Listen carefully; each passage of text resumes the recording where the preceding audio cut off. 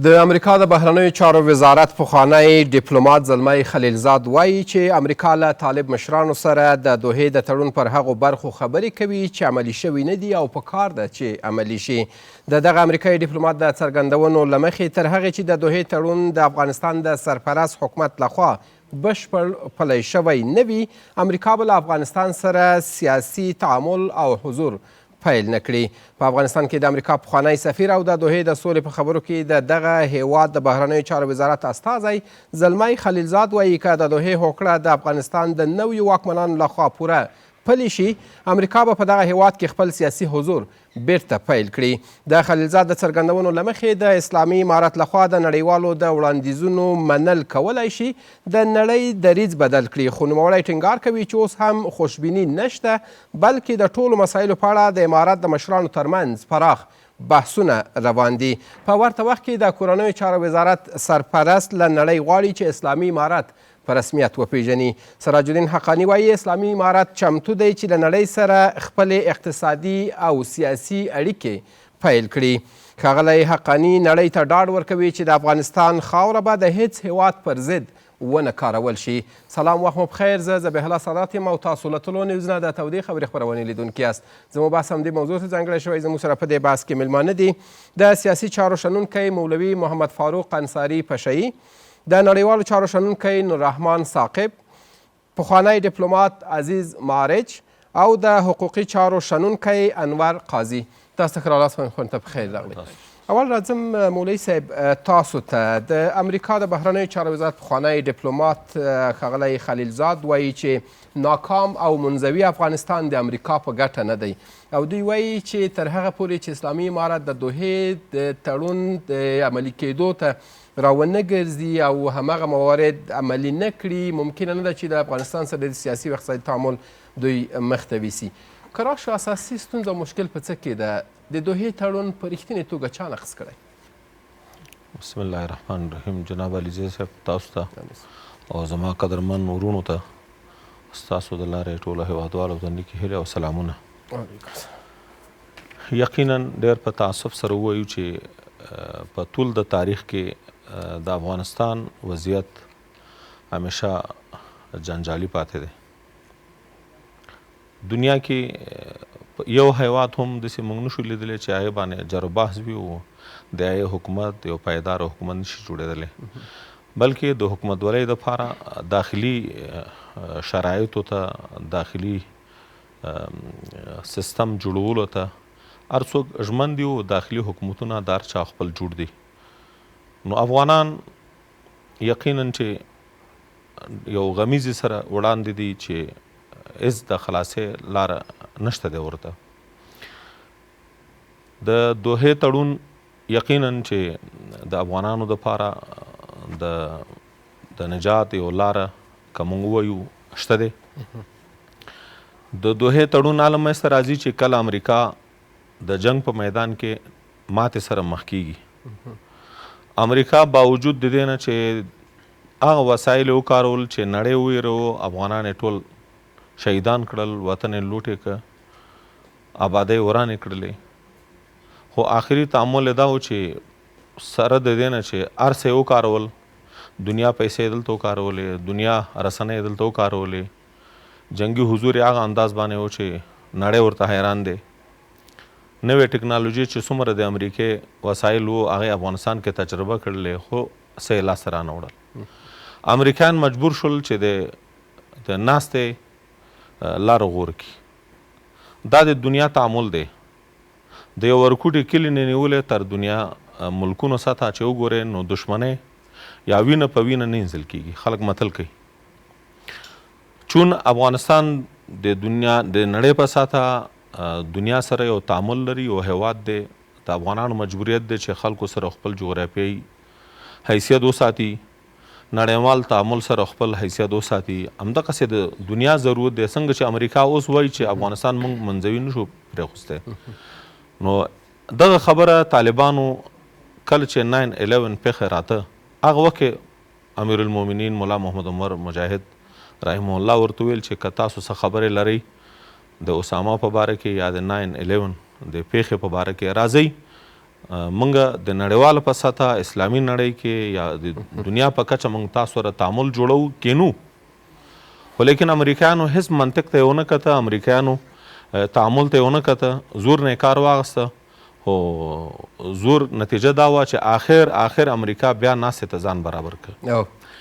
نو په دې ناسته کې یقینا هغه تړون، هغه لاسلیک چې په دوحه کې وشو، دې نه وړاندې تعاملات د تیر جهاد کې په جنیوا کې غونډې وشلې، د افغانستان په هکله غونډې وشي، خو لیکن نړیوال چې هر څومره کوشش وکړي تر څو افغانان خپله سره یو تر بله ونه مني، افغانان جوړ نشي، د دنیا په تعامل باندې افغانان د یو حکومتولۍ خاوند نشي ګرځېدلی. کورم ودان صاحب انشاءالله بیرته تاسو ته راګرځم. ساقب صاحب تاسو څه فکر کوئ؟ خلیلزاد وایي دا زموږ په ګټه نه ده چې افغانستان یو منزوي او ناکامه هیواد وي. دوی وایي چې موږ له طالبانو سره د خبرو په حال کې یو، ځکه چې تر اوسه طالبانو د دوحې د هوکړې شرایط پلي کړي نه دي او موږ هڅه کوو چې دوی بیرته همغه د دوحې د تړون موارد ته دوی راوګرځي.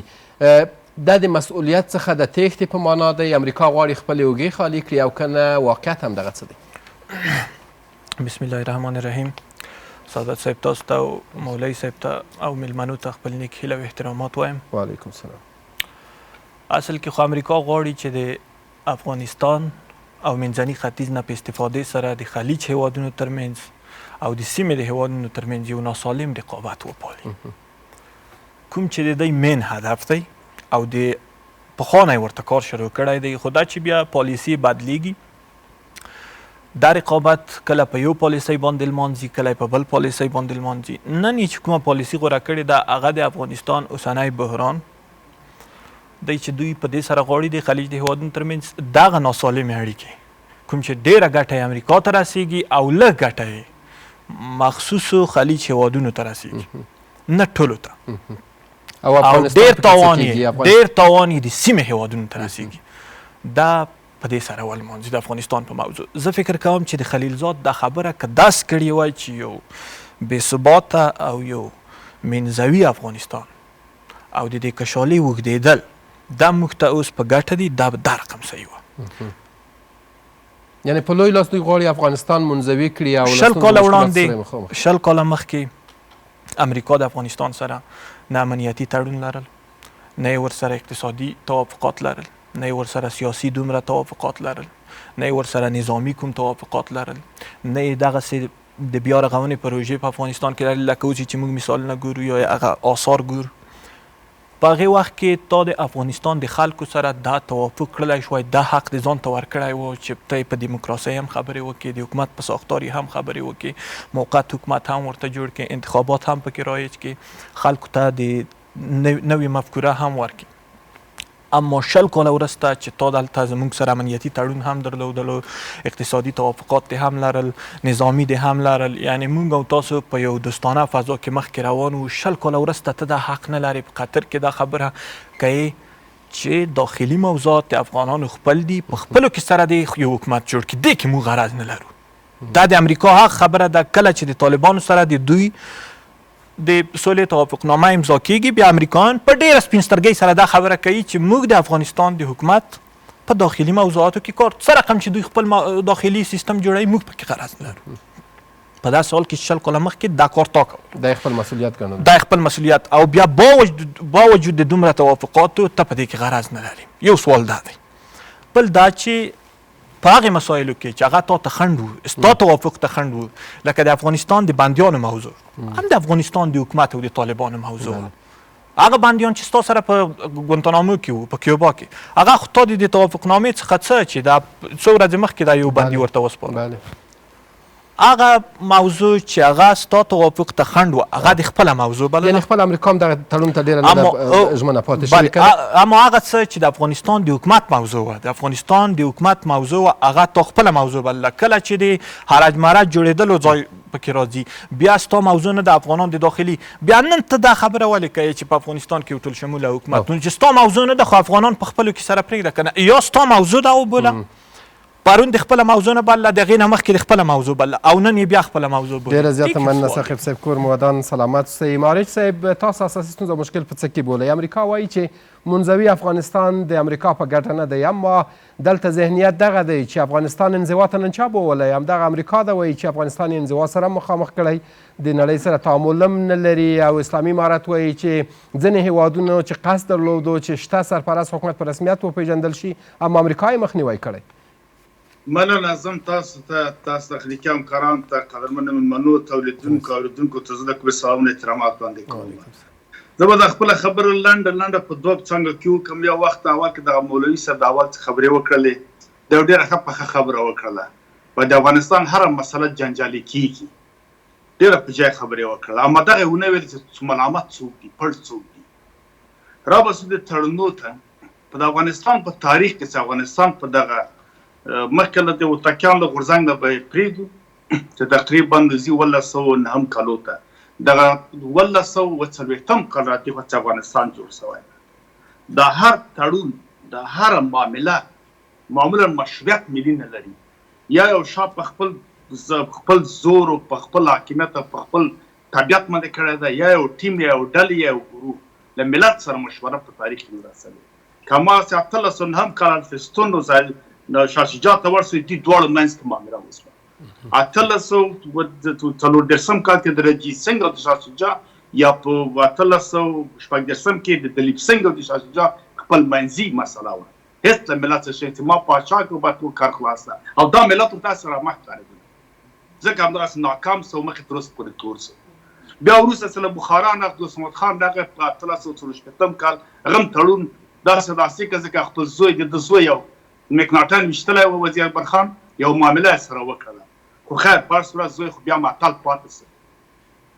بالا دې نه چې یوازینی کس له دې نه اوس کاکه راځي امیر عبدالرحمن خان و چې په 1993 کال باندې هنري مارټیمور ډیورن له مرۍ رانیولی و انګریزانو چې د ډیورن مسله لاسلیک کړه. ده یو کار وکړ، ګر چې هغه پاچاهان چې زموږ ښه کار کړی هغه ته همیشه غدار ویل کېږي، ځکه دا د انګریزانو سیاست و. څو چې له انګریز سره نښته ده هغه ته همیشه خاین و غدار و مثلا استبداد دا ویل کېږي. هغه ملت سره په دې شریکوله چې نه یې غوښته دا لاسلیک کړي. دا طبیعت ته د وزیرستان پاونده او دا خلک هم راپارول، بیا به انګریز ته ویل چې هغه د مثلا د ملت همدا وه چې مسله ګونګه پاتې شوله، د امیر امضا پکې ونه شوه تر اخره پورې. دغه ته یو ګټه موږ وکړه ځکه هغه له ملت سره دغه زرنګار پارک ته به خلک راټولول، دلته پاس به بالا دیجې ته به خلک راټول کړه. دا ښاروالي چې اوس دا د کور ده، د وزارت معارف نو دلته دشته وه، اوار ځای و، دلته به خلک راټولېدله، د افغانان سیمه به ورته ویلې، دلته به خلک سره مشورې کولې، انګریزان پاس ورته کتل، ویل څه وکړم ملت داسې ده. خو بالاخره بیا 1915 کال حبیب الله خان هم پټه معامله وکړه چې خبره لنډه کړمه، په د خپله د هغه سره دروازي صاحب و تري صاحب و دا یې په 1920 کال باندې امان الله خان هم پټه شوله. خو دومره مسلات اوس د فاټا او د قبایلو مسلې پکې شولې چې 18 ماده دې هم پکې نو ټولې موږ په ضرر شوه. حتی یعقوب خان ته هم ورسه د ګندمک په 1890 کال 9 کال باندې هغه هم پټه تمنه یعقوب خان کړې وه، او دغه خو سر یحیی خان سره معاملې کولې. ملت ته دا خبره پټه وه. بال هغه بیا راغله صاحب د کمونستانو ترکیم په 1909 کال له مسکو سره پټه معامله کول، تناو کمونستان لکه وطن د دوی تناو وطن د دوی، هغه مو څه ما څه ورک شوله. خو لنډه کوم خبره چې بیا مجاهدین دغه مجاهدین هم ګډه وډې مسؤله کاجبې سره معاملې کولې، رهبران سپینه ماڼۍ کېناستل، هغه د ویډیوګانې ګورئ چې خلیزاد ترجماني کوي، پټې معاملې به روانې وې. خو الحاله اوس راغلو د اوسني وخت سره د بن په اوسني وخت کې په بن کې یو معامله وشوه، هغه هم تلا یو ډیزاین سوي مفسدین امریکا ډیزاین کړه، راټولې کړه، په ملت تعبیر کړه. نو نه ملت تاسو یقین وکړئ، باور وکړئ. یو وخت زه تشریفات کې وزارت خارجه کوم په دې ار کې دا یحیی معروفین د ما خبره ولي یوسف هغه نورستاني موري کړه سبن سوانده ده، هغه ته دا خبره د بن مسالې سلمان دا خبره ته وکړه، مله دا بن کې دا طالب او دا حزب اسلامي ول نه و. یو خبره مونږه ته یعنی دا خپل اوري په ګلخاني ماړي کومه ملاقات ته ور د خارجه مسول د ملاقاتو اینه خبره چې په ایتالیا کې ډیپلوماټم ظاهر شاه په الجاتا کې مګر مانو د مصطفی زاد مصطفی دایم سوانده د کنفال امریکا نه و. ما په ډوډۍ په سره خبرو کله حضرت هم ناست و، معلومه دغه بن همدغه خبره تکرن یاد وسوله چې په بن کې واک اختیار د بل چاو دا غو بخې ملت بن کې د باز شان به دوی خبر سوي وه دا ټول په مطرح کسان راغلي او ملت هم ظاهرشاه غږ ونه کړي او بل کس ناست و نوم به یې نه اخلم امریکا راغلی هغه ویل اختیار د دست ما نبود الازاد داسې ورته وکتل ورته ویل باید هم اختیار مې داشته ګوره دا خبرې مستندې د خلک چې اوس بندي وه یعنې اختیار باید موږ یعنې اختیار موږ سره اختیار نه وه یا په خبره غټه خبر وه خو خیر دا راغله اوس راوړو اصلي خبرې ته لنډې کوڅې دوستانو وخت ونه نیسو رابسو د دغه بیا نو بیا شل کالو کې باید جرګې کولې که نه په نوم د مشورتي جرګه کومه چې ولرګه ته فلاني سره استراتیژیک تړون امضا کوم یا پوځي مشورتي جرګه څه معنی جرګه فیصله کوي پرېکړه کوي خلک ولې بولوي خو په هر صورت دغه اول راسو دغه د دوحې تړون له طالبانو سره لومړی داسې دا تړون په ملت هېڅ اړه نه لري په دې چې ملت اراده په هغې کې نه وه او طالب په هغه وخت کې حکومت یا امارت نه و یوه ډله وه که چیرې طالبان غواړي چې دې ته مشروعیت ملي ورکړي دغه 11 کالو کې به دوی یو جرګه راغوښتې وه دغه تړون به راوړی ملت ته به ویل چې دا تایید کړه یا یې رد کړي بالغه نه به حقوقي سند کېده که څه هم دغه تړون یو نسبي مثلا هغه لري نسبي مشروعیت طالبانو ته ورکوي یعنې په دغه بنیاد باندې دوی راغلي دي نو خبره دې که ده چې دلته اوس نقص موجود ده نقص چا ډېر نقص کړی دی دغه موضوع ته که راشئ دلته اوس راځو که نه ځکه چې دلته خلیلزاد صاحب هم صداقت نه کوي طالبان هم صداقت نه کوي امریکا هم صداقت نه کوي خبره پټه پرېږده اوله خبره ده 21 یا 22 مادې په دې تړون کې ولې ملت ته نه وایي طالبه ته خو اوس حکومت یې راغلی په ملت باندې حاکمیت کوي حکومت یې ډارېږي ولې ووایي ملت ورته دغه دي بیا سال هغه موازي جګي چې دې څنګ کې بیا ځینې فرعي مادې هم شته چې پټې معاملې نسوي پټه معامله مشروعیت له منځه وړي بله خبره دا ده که چې اوس راغلی ته د دې د مشروعیت نسبي واخیستو حکومت راغلی خو دلته نقص اوس موجوده په کانټراکټ لا د قانون د قرارداد کې چې یو خوا مړه کېږي سقوط دعوا مطرح کېږي یو خوا ابا کوي خپل شرایط نه پلي کوي یا نقص کوي دا قرارداد له منځ خپل ماهیت هویت لاس ورکوي دا چې اول چا تر پښو لاندې کړی مولوي صاحب بیرته تاسو ته راګرځم د دغې موضوع دا غواړم دا یوه خبره مهمه دا به زه خلاص کړم ډېر لنډ یو ثانیه وخت مهرباني دلته اوس په معاهده د تړون کې درېم بند راغلی درېمه ماده ده په دې کې په صراحت باندې ویل سوي دي چې راتلونکی حکومت به د بین الافغاني خبرو په پایله کې یو موقت حکومت په راس کې به درېم کسیز طالبانو ته نړیوالو ته او ملت ته د منلو وړ امارت کلمه به طالب ته منسوبوي د راتلونکي حکومت به دولت اسلامي یا جمهوریت اسلامي زور حکومت به منلو وړ نه وي نړیوالو ته او بیا نو نور شرایط د ښځو حقوق ازادي بیان د فرعي مسایل همدغه موضوع ته بیرته خبره په لوی لاس ډیزاین شوه امریکا داسې واخیستل ته شرایط دا وه چې طالبان به دا تړون اخلي نږدې کېږي به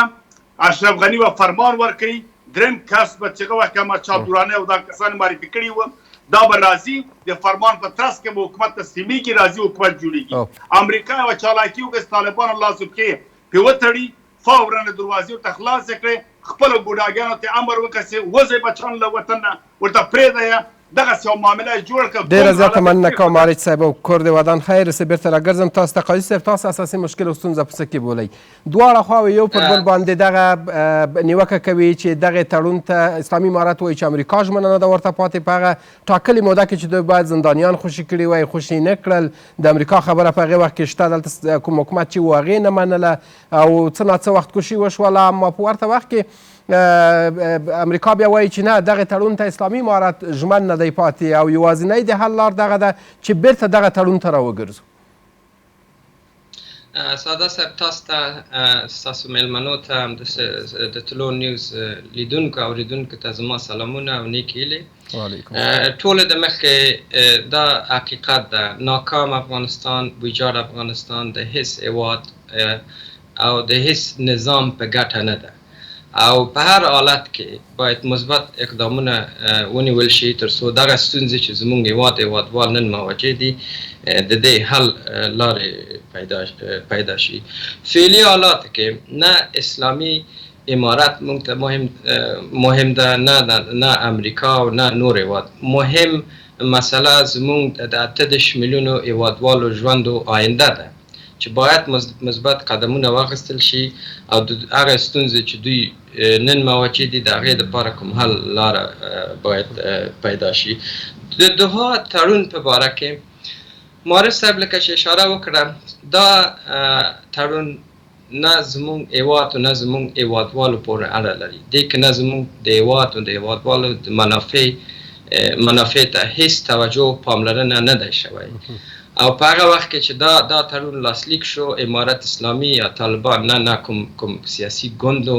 نه کوم نظامو نه د افغانانو کوم نماینده و یعنی هیڅ مشروعیت نه درلودله بنان دا تړون هیڅ زه فکر نه کوم داسې کوم قانوني اما قاضي صاحب امریکا ولې په دې باندې ډېر پافشاري کوي چې باید همدغه تړون چې د امریکا او د طالبانو ترمنځ لاسلیک شوی دې ته بیرته راوګرځي او یوازینۍ د حل لاره هم همدغه تړون ته راګرځېدل او د دغه تړون د مادو تطبیقېدل بولي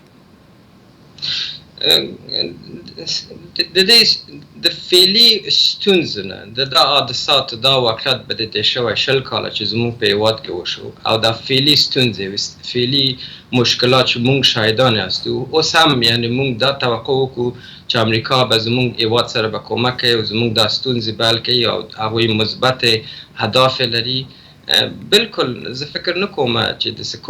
کوم هغوی کوم مثبت اراده ولري راغلو یو د هغوی د درخواستونو نه د عام شمول دولت غوښتنه ده که دوی ایالات متحده امریکا هم ځینې نور هېوادونه که دا علاقه لري یا دا پافشاري کوي چې د پخواني مفسدین بیرته هېواد ته ستانه شي او امارت اسلامي سره یو ځای شي بیا موږ هم هغه حادثات چې په دې تېر شوی 20 کاله کې وشو بیا یې شاهدین شو نو زه فکر نه کوم چې دا د کوم حل لاره وي برعکس دا به موږ نور مشکلات و بحران سره به مواجه کړي خو په عین حال کې د امارت اسلامي مشکل هم دا ده چې دوی بار په دې پافشاري کوي چې زموږ فعلي نظام هم شمول ده یعنی هم شمول په کوم طریق د دوی نظام هم شمول ده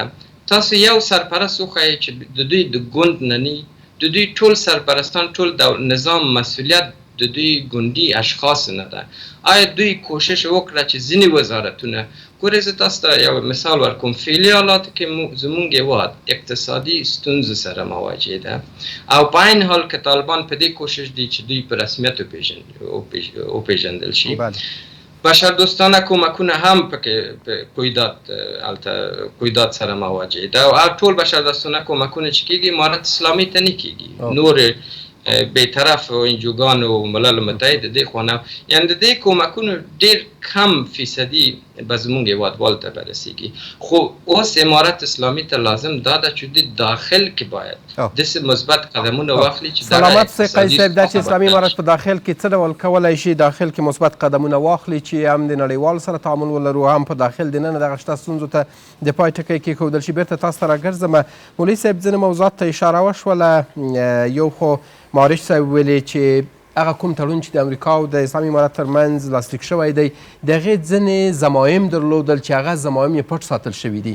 تاسو د اسلامي امارت او د امریکا ترمنځ دغه تړون د ضمایمو نه خبر یاستئ داسې کوم ضمایم دي چې هغه تر اوسه پورې د افغانستان د خلکو ولس نه پټ ساتل شوي او که چېرته پټ ساتل شوي وي د دې عواقب څه ډول ارزوئ جناب سعادت صاحب یقینا همیشه د کفر او د اسلام په تاریخ کې جنګونه هم راغلي دي تاوتریخوالی راغلی دی بیا تړونونه هم تاریخي موږ په تاریخ کې لرو امارت اسلامي دغه ورونو چې کوم نظر ورکه دوی ویل چې امارت اسلامي د چا نماینده نه وه کله چې 20 کاله د امریکا تجاوز په دې وطن وشو متجاوزین شو اشغال یې وکړو دا موږ د یو سالم انسان او د افغان په توګه موږ منلی شو چې دلته اشغال و دلته بهرنیان رالل د خپل زور او د حماقت د لارې رالل چې وروستۍ پښمنتیا نه دوی له ګټه وکړو نه زموږ افغانانو ته همیشه تړونونه شوي وي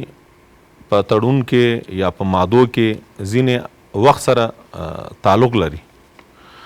کوم شرایط چې په وړومبي قدم کې د امارت اسلامي او د امریکایانو سره لیکنه وشوه هغې کې د امارت اسلامي د مشرتابه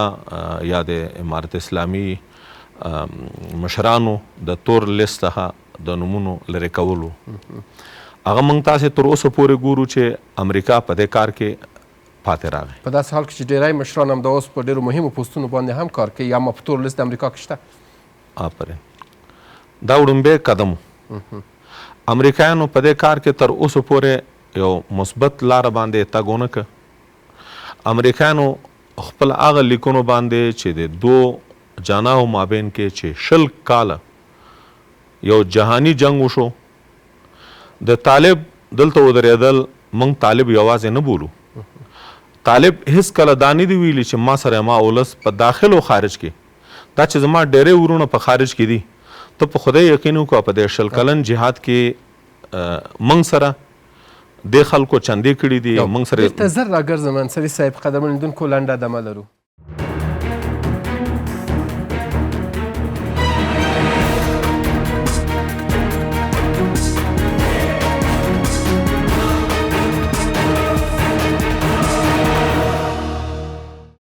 بیا هم ښه راغلاست. مهرباني انصاري صاحب. د خلکو موږ سره چندې کړي دي، موږ ته دعاګانې کړي دي. د افغانستان دغه فتحه، دغه تاریخ ګټل دا طالب پورې موږ نه منسوبو، دا د ټول ملت افتخار دی. په دې مادو کې ځینې هغه مادې چې د هغې لا وخت نه ورسېدلې د هغې دپاره وړاندې تګ وشي. امریکایان هغه وړومبی قدم کې د بندیانو موضوع تاسو ولید څومره یې ځنډنې که د شپنې عملیات دوی سره لیکنه شوې وه چې شپنې عملیات به امریکایان نه کوي. موږ د دې شاهد یو. زه په دغه کالو کې په مرکزي ولایاتو کې د کمیسون د طرف نه زه به هیات وم. هغه شپنې عملیات چې امریکایانو سره زموږ په دغه بڼه کې لیکل شوی و چې دوی به دا نه کوي، دوی دا کار وکړو، دا کار یې کولو. ټول ملت د دې شاهد دی. خو ځینې هغه یعنې دوی دغې تړون ته ژمن نه دي پاتې شوي. بلکل نه دي پاتې. اول قدم وایي د خپله خلیلزاد ویلي دي چې بشري حقونو او د ښځو حقونو ته باید درناوی وشي، ټولګډونه حکومت رامنځته شي، او دی وایي چې زه فکر کوم چې دا ننګونې اوس هم پاتې دي او موږ د حل لار ورته تر اوسه پورې نه ده موندلې. یقینا دی موږ بار بار موږ تاسو همیشه په دې باندې بحث کوو او زموږ د بحث هغه هم دا یي چې موږ تاسې یو داسې نظر ورکو چې زموږ سیاسیون دي، زموږ تاجره طبقه ده، زموږ عام افغانان دي، زموږ مشران د وطن دي،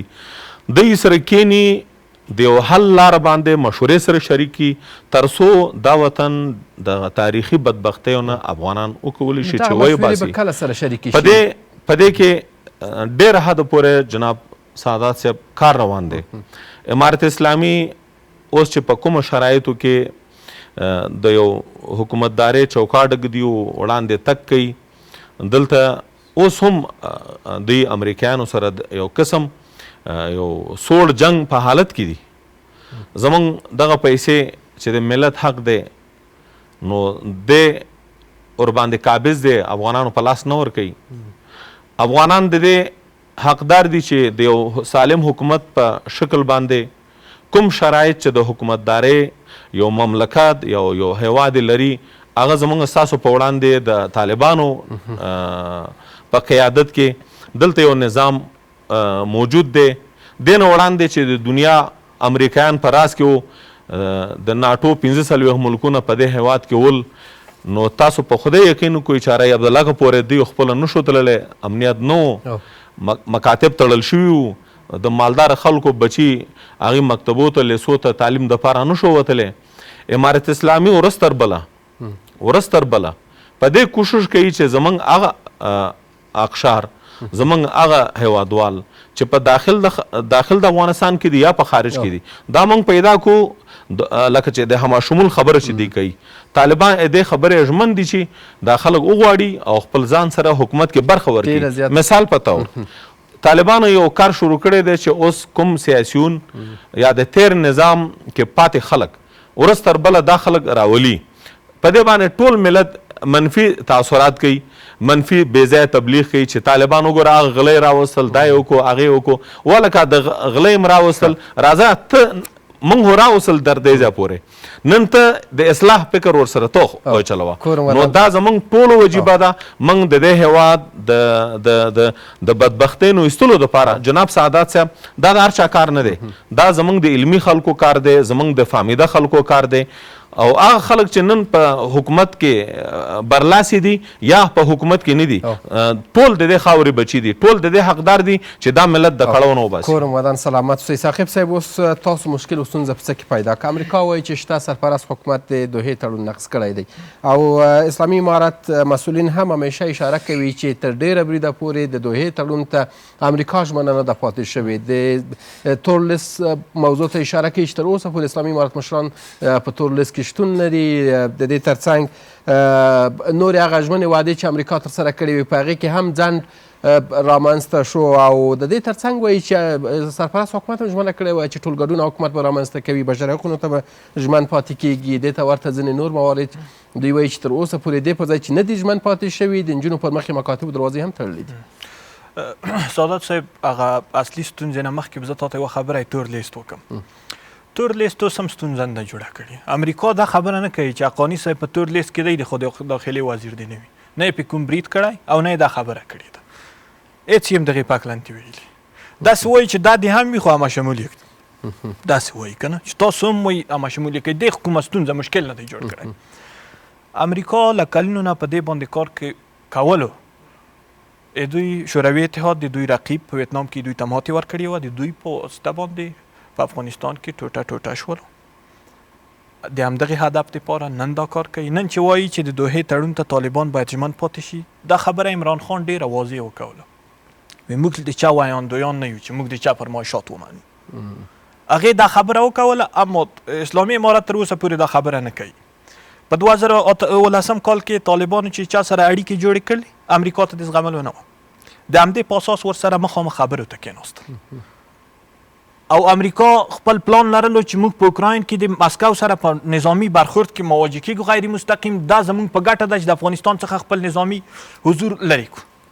اما فشار او امریکا دې ته اړ شوه، مخکې اشاره وشوله چې ماتې یې وخوړه او همدغه ماتې دې لامل شو چې یو تړون په یو څه لاسلیک کړي او د افغانستان نه خپلې پښې سپکې کړي. کله چې امریکایان یو ډله د تروریستانو په نام باندې پیژني او مخامخ بیا خبرو ته ورسره کینی، کله چې د سولې توافق ورسره وکړي، بیا ولې نه ورسره کینی،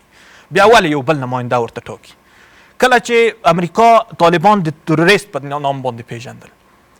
جای او جایگاه معلومه نه وه، نړیوالو هم نه پیژندل. ته ورسره په قطر کې مخامخ 2 کاله کېناستلې، خبرې دې ورسره وکولې او د سولې په نامه توافق دې ورسره وکولو.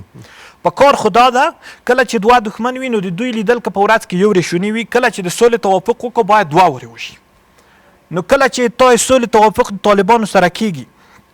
ته بیا لیدل هم ورته د بل چا په اساس قطر ورته خپل نماینده ټاکي، لیدل هم دغې په اساس، ډیپلوماټیک اړیکې هم دغې په اساس ورسره پالي. زه همدا خبره کوم چې امریکا ته دا خبره د زغملو نه ده او طالبان چې دوی وایي چې دوی په خپلو ژمنو باندې عمل نه دی کړی، همدا ژمنې دي. امریکا دا نشي زغملی چې اسلامي امارت دی په داسې شرایطو کې چې کوم مسکو نن روان دی د نړیوالو سره، دوی د ورسره سیاسي، اقتصادي او تجارتي اړیکې وپاتي. د امریکا ته د زغملو نه ده، واضح خبره ده. هغه څه چې دوی یادوي ظاهرا چې بشري حقوق دي، د هغې په برخه کې به زه یو یاداوري وکړم. اسلامي امارت څخه اسلامي امارت په بار دا غوښتنه کوي په ملل متحد کې چې موږ ته دغه سیاسي چوکۍ د افغانستان حق چې دا موږ ته وسپاري. ګوره سادات صاحب، 2 شیان په نړیوالو اړیکو کې دا ډېر واضح دي. یو نړیوال معیارونه دي او یو نړیوال مفادات دي. په دې کې هیڅ تغییر نشي راتلی. دا د کفر او د اسلام لپاره یو شی دي.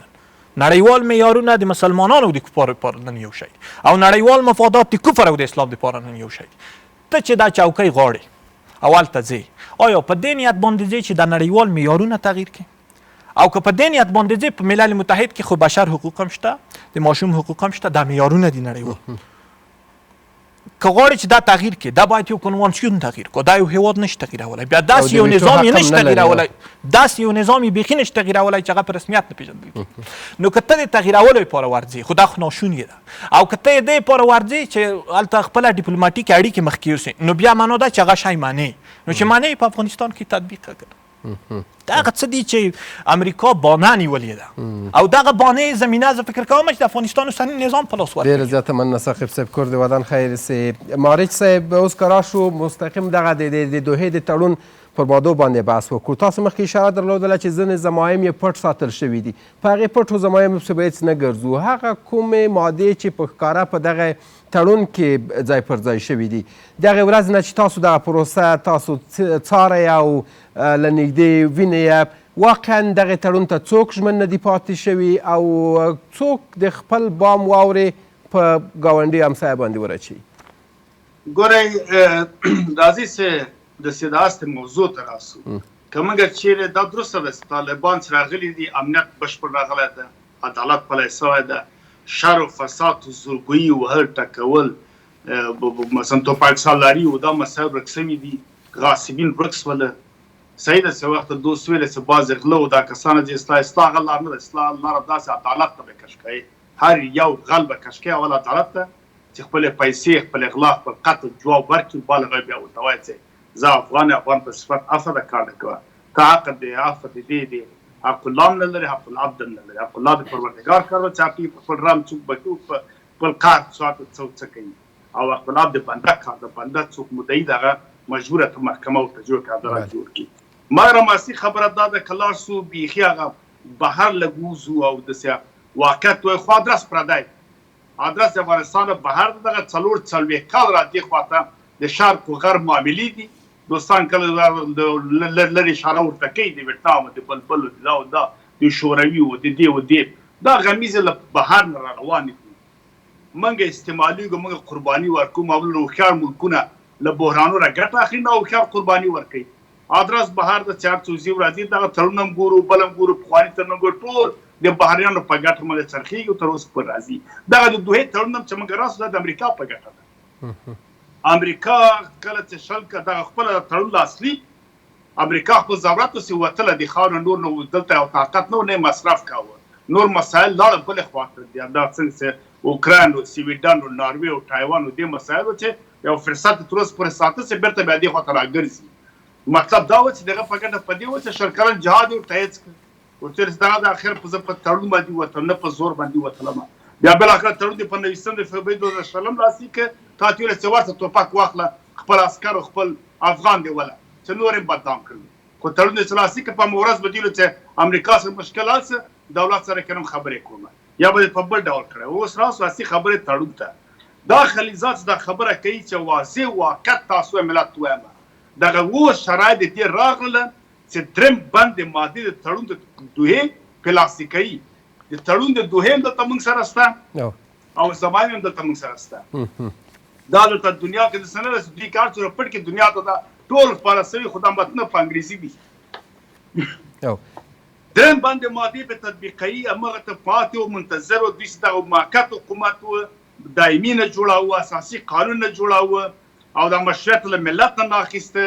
دغه بعضې مسایل چې په نقص کړي وو په لوی لاس باندې لکه د نجونو ښوونځي ورته ویل ته به دا نه پیل کوې چې موږ مشروعیت واخلو وایي چې ولا هلته بشر حقوق نقص شوی ده، د هغه هم بیا اساس جای بهرنیان خو هغه جای ګري چې تخنیږي او د ښځو حقوق چې مثلا د نجونو کانو د ښځو حقوق نقص شوی ده، دوی ته دوی به عبدالله علم نسي ویلی یو چې په میز راځي نه وایي قد ولا اقتصادي مشکل ده ولا تخنیکي د ابتدایي ته نسته لوړ ته نسته بیا ثانوي ته پاتې کېږي، خو معامله ده بیا دوی لپاره مشروعیت جوړ کړی ده چې تاسو باندې که فشار راته بیا ووایه چې ولاد موږ پیسې بندې کړي دي او ویښتان هغه ورته پیسې بندې کړي دي،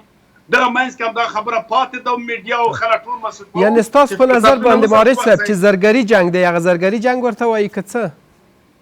نه جنګ نه ده، جنګ نه، دلته پروګرام روان ده، پروګرام راځي کراکرا پروګرام عملي کېږي، که دا اوس یې کراکرا څک راورسېده ګوره په ناروې کې غونډه وسوه محرمانه هېڅوک هغه نه سول، نور کسان ته دعوت سول،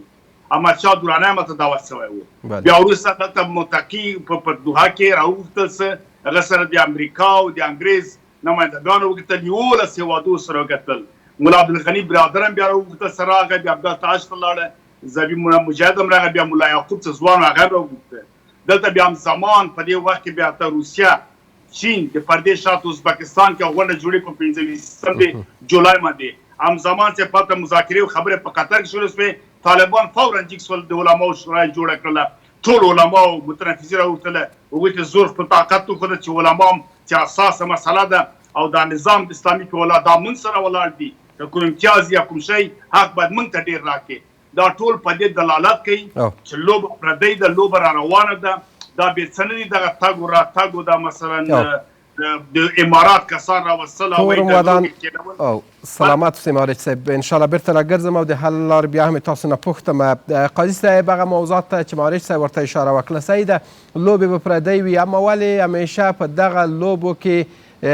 خاص خاشاک افغانان ګرځېدلي دي خاوره زموږ او تاسو دلته په دغه لوبو کې سوځېدلې ده اما ډیری ګټه همدغه نورو هیوادونو وړې ده څه باید وکړو چې وکولای شو اقلا د افغانستان ملي ګټو ته ژمن پاتې شو او هره ورځ تاریخ راباندې تکرار نشي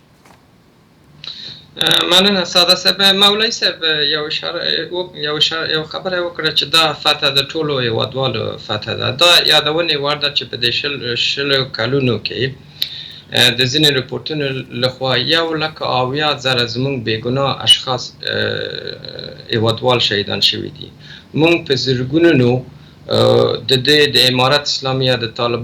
طالبانو د عملاتو د وجې نه موږ معیوبین لرو کله چې دوی قدرت ته راغی آیا دوی کوشش وکړه چې دا هغه کورنۍ چې د دوی د عملاتو د وجې خپل فامیل اعضاوې د لاسه ورکړي هغه اشخاص چې د دوی د عملاتو د وجې نه معیوبین شوي دي آیا هغوی نه معذرت دوی وغوښتله اول خبره دویم خبره باید امارت اسلامي قدرت رسیدو سره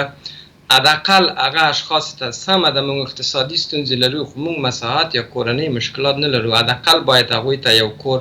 شخصي کورونو د کمک او د معذرت غوښتنې په طریقه هغوی ته باید ورکړی وی خو امارت اسلامي تر ننه پورې بیا هم دوی ځانونه نه ملامتوي په هر حالت کې که د امریکا دسیسه وه که د پخواني نظام کوم دسیسې وې او که فعلي نظام د هر څوک چې په هغه کې زموږ هیوادوال ډېر هیوادوال ژوند او حیات له منځه لاړو راغلو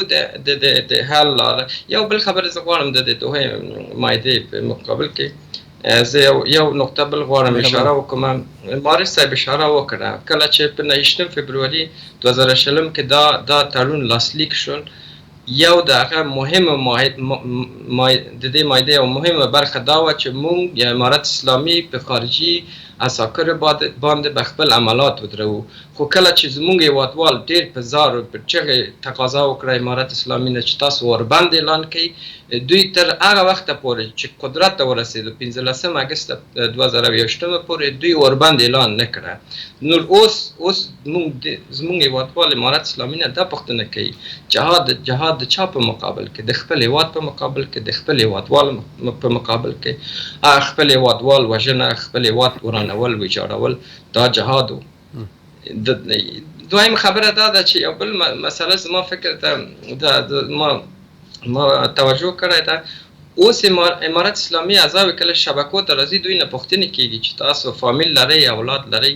اکثریت ځواب دی چې هو اولادونه لري دوی دینی تعلیم هم خلاص کړی ده اوس په وظایفو بوخت ده که واقعا جهاد روا ولې دوی خپل اولادونه نه لېږله ولې د پردي زامنو په سر تاسو جهاد کوله خو دوی ته معلوم ده دا جهاد نه و دا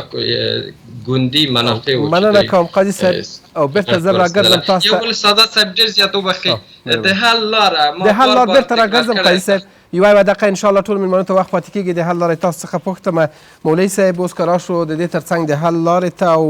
د کورنیو چارو سرپرست وزیر هم له نړۍ غوښتي چې اسلامي امارت په رسمیت وپېژني نړۍ او بالخصوص امریکا هم د رسمیت پیژندلو هغه طریقه او لاره ورته ښودلې ده تر څو چې وایي د دوحې تړون ته راونه ګرځئ هیڅ کوم پرمختګ به په تعاملاتو کې ونه وینئ یقینا امارت اسلامي په هر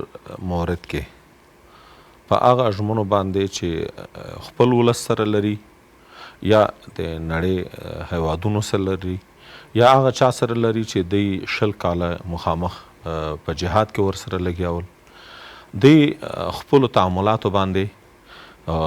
خپل تدریجي انداز باندې عمل کوي خو لیکن متقابل موږ وینو چې همیشه هغوی خپل هغه اهداف لري چې هغوی په افغانستان کې یا په نوره نړۍ کې اسلامي هیوادو کې هغوی اسلامي حکومت چې افغانان یې لکه اوس غواړي یا د افغانانو دغه تیر جهاد یا د اوسنی جهاد ارمان افغانانو یو طرف ته دومره معیوبین کونډې رنډې یتیمانان چې افغانان یې لري په نړۍ کې یو هیواد هم نه لري موږ آبادۍ نه لرو وطن هم ټوک ټوک دی موږ د دنیا د هوسایۍ او د آرامۍ د ژوند یو اسباب هم نه لرو نن دنیا معلومال دی د هغې نه د هغې په مقابله کې افغانان د یو اسلامي نظام غوښتونکي دي خو متاسفانه چې کله هر یو هغه ډېر مقدس خلک چې یو انقلاب پورته کوي یو حد ته چې کامیابۍ ته رسیږي دوی نه هم هغه لاره بیا د وخت کې بیا ورک شي په کار دا دی موږ خپل ځان ته همیشه ملامتۍ ګوتې نیسو موږ باید ابتکارانه خپل ملت په وړاندې هغه کار وکړو چې دغه 15 کالو د ظلمونو او د بدبختیو موږ د یو ښه جبیره موږ جوړ کړو خپل ملت دپاره بله دغه ورور یو خبره وکړو چې طالبان د خپل د ملت په وړاندې یا معافي وغواړي موږ همیشه د الله نه معافي غواړو چې موږ همیشه په سهو خطا سره انسان مخ دی امارت اسلامي یو کارنامه په لاس لري اوس موږ د هغه یتیمانانو چې د امارت اسلامي سره په ملګرتیا کې د هغې پلاران د هغې مشران ورونه هغه په شهادت رسېدلي دي نو د هغې لیست یا هغه خلک چې د ناټو تیارو لاندې یو نظام حکومتولۍ کې مثلا د جمهوریت په حکومت کې د هغې پلاران مړه دي موږ د ټولو کفالت یکسان کوو موږ آینده دغه تفرقونه ځان ساتو موږ د ټول ملت په دردونو باندې ځان خپل دوا ګڼو کورم ودان ژوندي اوسئ او ثاقب صاحب په یوه دقیقه کې تاسو ځواب راکړئ چې اوس د حل لار څه ده آیا په رښتیا هم د دوحې تړون ته ورګرځېدل د حل لاره ده او که نه نورې د حل لارې هم شتون لري دا خو باید اسلامي امارت افغانستان د ملت سره شریکه کړه خبرم چې کوم توافقات موږ په ګټه باندې دي هیڅ خارجي توافقات افغانستان ته په ګټه نه دي د الف نه تر یا پورې د ټول نتیجې منفي وي څومره خارجي توافقات چې شوي دي جنوا توافقات د بن توافقات د اروپا کې چې شوي دي دا اوس چې په قطر کې روان دي هیڅ د افغانستان په ګټه باندې نه دي شوي یو شی درېیمه نړیواله جګړه دا اوس روانه ده که خلک د دې انتظار کوي چې بیا هغسې جنګ شروع شي هغه پسې درېیمه نړیواله جګړه نه راځي بیا په دنیا کې درېیمه نړیواله جګړه دا اوس روانه ده ښه په دراز کې ښه پیشرفت پکې شوی دی دغې جګړې ته دغه نظامي اړخ خارجانو هم دی ورکړی خپله امریکا یې رهبري کوي او ابرقدرتونه ورسره دي افغانان دې په دغې جګړه کې نظامي جنګ پرېږدي را دې شي ډیپلوماټیک او سیاسي جنګ دی د یو د بل سره دغه کې د برندار معلوم شي دا موضوع حل ډېره زیاته مننه کوم کورمدن مارش صاحب تاسو د حل لاره څه بولئ همدغه کوم فرصت چې اشاره ورته وشوه ثاقب صاحب ویلې دغې نه افغانان څه ډول کولی شي د افغانستان په ګټه استفاده وکړي که بیا چې افغانستان آزاد وي له ډیورنډ نه تر اټکه پورې خاوره د تور پنجابي اشغال لاندې ده بیا هغه خاوره ورپخې ډیورنډ په رسمیت پېژني دا خبره نه ده ټول افغانستان تاسو نه د ازاکر تر اوسه پورې خاوره د اشغال لاندې ده دا یوه مسله راوبسې یوه خبرې ته چې اوس وخت کې چې په اقتصاد په صفر ده او وس طاقت نه لرو او نړۍ ټوله په معامله کې ده تنها موږ نه یو ستر ستر هېوادونه 190 هېواده دي 160 هېواده معامله کې دي یو بل سره موږ بې معاملې نه شو کوی دغه سعودي و ایران و اندونیزیا و مصر ستر هېواد دغه 50 هېواده سپای معاملې کوي معاملې د خپلو ګټو پر بنا کې نه جاسوسي او تاریخي کوي نو بنا په دې وخت چې معامله روانه ده اوس په یو کار سره تړون د لاسلیک کړی ده په زور هم درباندې کوي په قرباني دغه نه بهتره ده چې بېرته وګرځي او دغه درېیم بندې مادې تړون چې ده دا باید پلي کړي لاره د حل یوه دا ده بله خبره طالبان باید راسي صادقانه ملت حقیقت ووایي دغه 4 کاله بدبختي همدا ده چې زمامداران حقیقت یې ولې وایي چې پردې شاته څه روان دي ستونزه چی ده مشکلات چی دي څه معاملې دې کړي دي څه خبر ده واقعیت ملت سره شریکه د ملت نمایندګانو نور سره راځه یو ښه قوي ستراتیژي جوړه کړه نن سبا دنیا نن د سیاست دنیا ده که د اقل دغه جنګ ګټه نه سو کړی دا نور قرباني خو ورنه کړو ډېره زیاته مننه دنیا راولې پر ګټو ته ملت سره په تفاهم باندې یو کار وسي دا بخی کورم ودان مارج صاحب سلامت اوسئ او قاضي صاحب تاسو د حل لاره څه بولئ اوسنی شرایط ته په کتو سره د فعلي حل لاره امارت اسلامي بار بار دا تکرار کړی ده چې دا یو بهترین فرصت او موقع دوی ته مساعد شوي دي نور کله چې دوی ته بهترین موقع او فرصت مساعد شوی ده دوی باید مثبت اقدامونه واخلي یو د هغه مثبت اقدامونو نه په فعلي حالاتو کې په ځینې وزارتونو کې باید بیطرف مسلکي اشخاص د سرپرست په توګه باید ومنل شي یعنې تر 11 میاشتو پورې تاسو یو سرپرست بیطرف شخص موږ ته وښایئ تر ننه پورې بالخصوص زه ځینې وزارتونو ته غواړم اشاره وکړم وزارت زراعت موږ نن اقتصادي مشکلات سره مواجه سو زراعت وزارت، پوهنې وزارت او به برق همداسې ځینې وزارتونه دوی کولی شي مسلکي اشخاص ته په غاړه کړي او زه فکر نه کوم ډېره چې زیاته کوم خطر مننه کوم کور مو ودان قاضي صاحب سلامت سئ. تاسو ټول د کور ودانو چې قرآن کې مرا سره ګډون وکړو. خدمه لیدونکو له تاسو څخه مننه کوم. تر بیا د خدای په امان.